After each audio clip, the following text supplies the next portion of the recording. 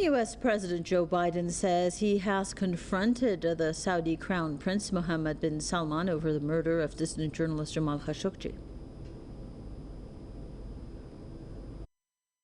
He basically said that he was not personally responsible for it. I indicated I thought he was. He said he was not personally responsible for it, and he took action against those who were responsible.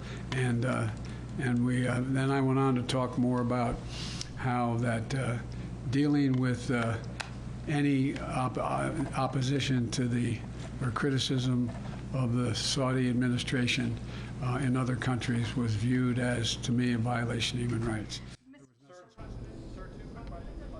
Speaking in Jeddah, Biden said that he had a good series of meetings with the Saudi leadership. He stressed that significant progress was made on the security and economic issues, but human rights is also a, quote, vitally important matter to him. Biden has been under fire for his visit to Saudi Arabia. The visit is seen as a U-turn on his pledge to turn the kingdom into an Paris state over the human rights record. U.S. intelligence says the Saudi Crown Prince has likely ordered the killing of the U.S.-based writer Khashoggi in 2018. His fiancée says Biden has the blood of the prince's next victims on his hands.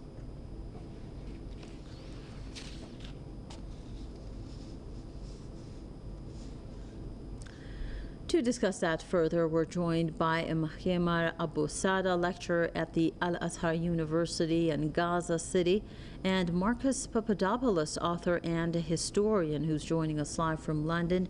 Let's begin with Mr. Papadopoulos. Saudi Arabia is lifting restrictions on aircraft traveling to and from Israel.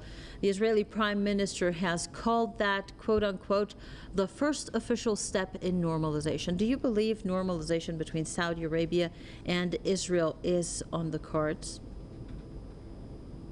First of all, commend Joe Biden for having alluded to the appalling and unforgivable treatment of the Irish people by the British state, which culminated in the British state having committed an act of genocide against the Irish people, something which the British establishment to this very day refuses to acknowledge, making the British state one of the leading voices in the world for genocide denial. Now, turning to Biden's trip to West Asia, for many, many years now, Israel and Saudi Arabia have maintained informal relations with one another, which of course, given that Israel and Saudi Arabia are the two main conduits for American influence and power in the Middle East. Therefore, it is only inevitable that Washington would have brought Tel Aviv and Riyadh together. But now, because American influence and power in the Middle East is being challenged by what I call the unofficial alliance comprising Russia, Iran, Syria and Hezbollah, it is imperative that for American policymakers to now have the unofficial relationship between the Israelis and the Saudis formalized. Why?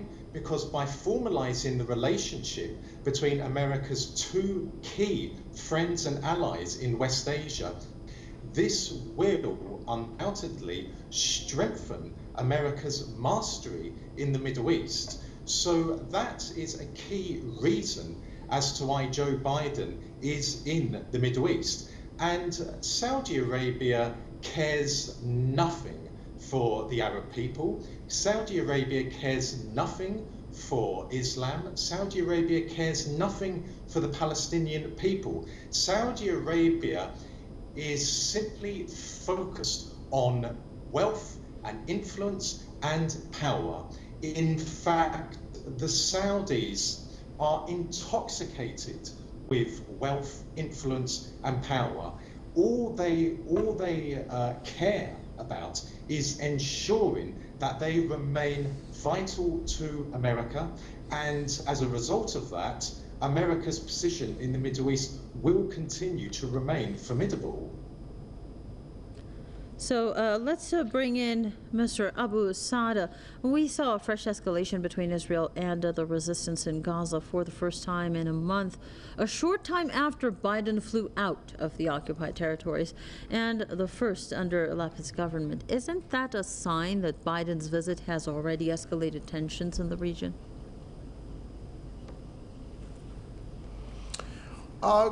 Good afternoon. Let me say that, yes, that is definitely a very good question. The Palestinian resistance in the Gaza Strip is very aggravated by the Biden visit to the Middle East region, to Israel, the Palestinian territories, and Saudi Arabia.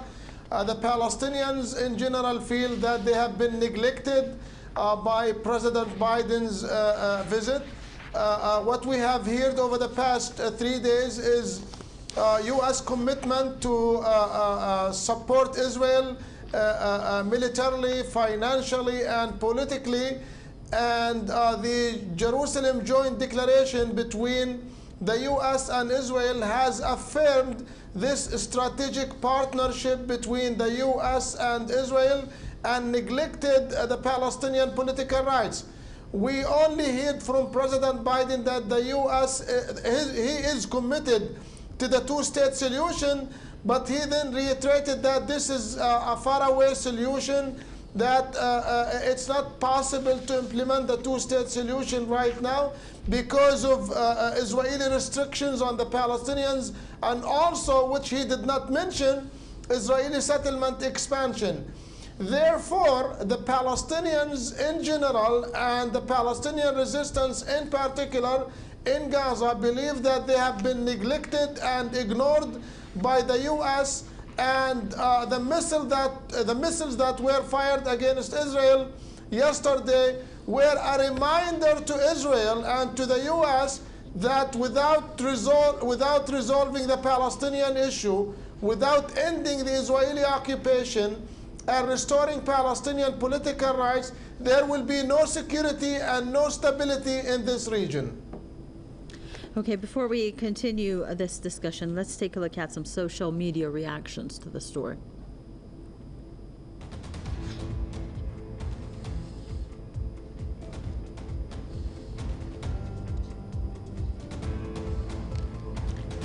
Madre says Biden's visit to Israel and Saudi Arabia supports death and destruction for Palestinians and Yemenis, supports authoritarian and apartheid rule in the region, and places diplomacy with Iran further out of reach. Nilufar Begum says, I think the purpose of Biden's visit is to create divisions and disunity among Middle Eastern Muslim countries. They want to separate Saudi Arabia and Iran. I believe that the entire Middle East should unite with Iran. And Gordon Burton Hill says Americans are upset with Biden's visit because of Saudi Arabia's quote-unquote human rights violations. I say, who is any U.S. president to talk about human rights with any other nation considering their normalization of torture, quote-unquote enhanced interrogation, and breaking every international treaty?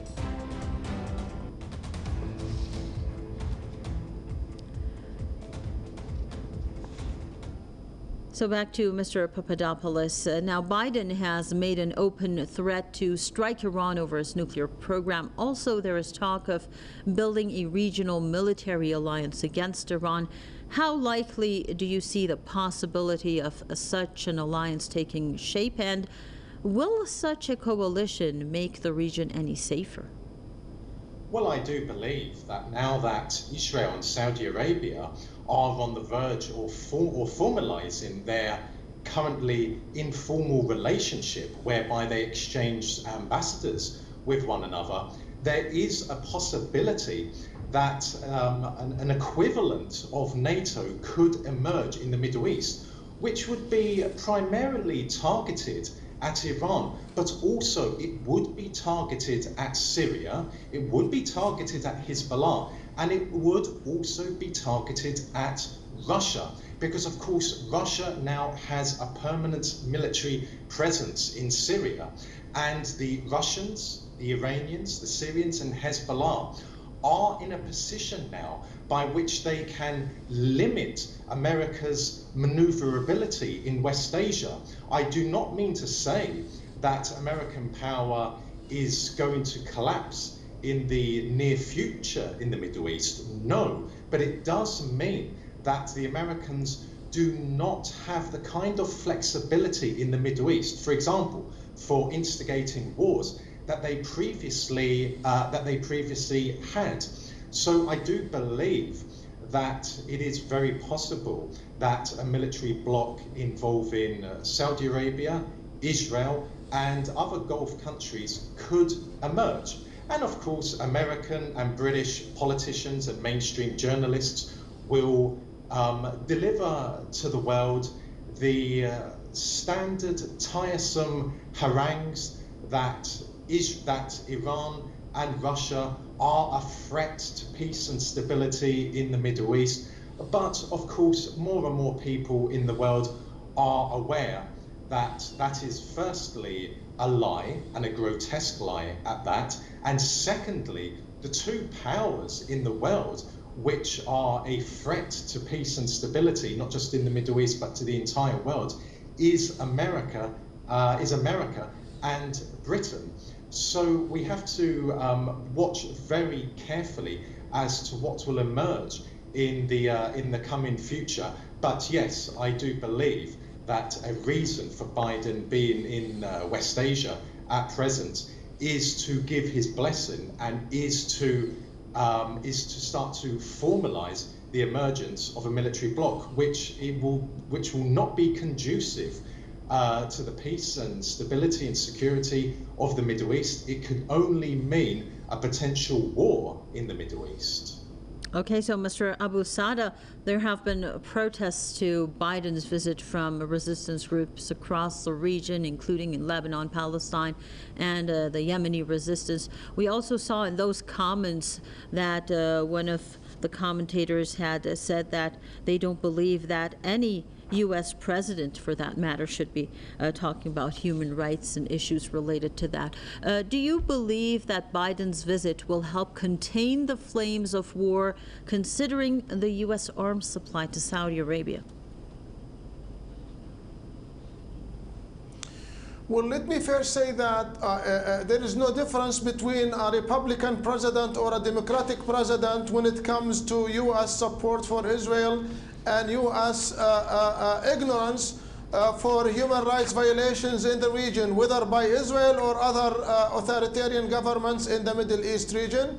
And let me also say that the U.S. president, during his visit to the region, basically he said that the aim of his visit is to defend U.S. interest. He is basically not saying anything about human rights or violations of human rights and lack of democracy in this region. The most important thing for President Biden is to safeguard U.S. vital interest in the region, especially after the Russian invasion of Ukraine, which led to higher prices in oil and gas. Now, we also, it's also very clear that the U.S. is one of the main supporters, one of the main military supporters of Israel and other countries in the region. And we see on daily basis how Israel is basically violating Palestinian human rights by executing Palestinians in the West Bank, also imposing siege and blockade against Gaza, committing war crimes against the Palestinians. And let me just remind your viewers that there is a case against Israel in the International Criminal Court because of its crimes against humanity and war crimes against the Palestinians over the past few years.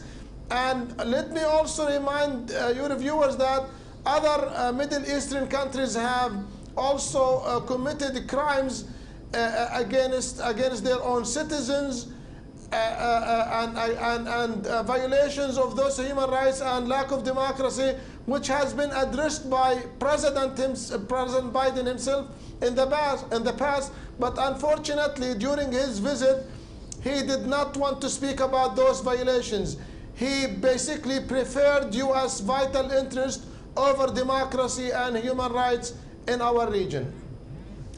Thank you very much, Mr. Mukaimer Abu Sada, lecturer at Al-Azhar University in Gaza City, and also Marcus Papadopoulos, author and historian who joined us from London. Thanks for sharing your thoughts and views with us on this very important issue.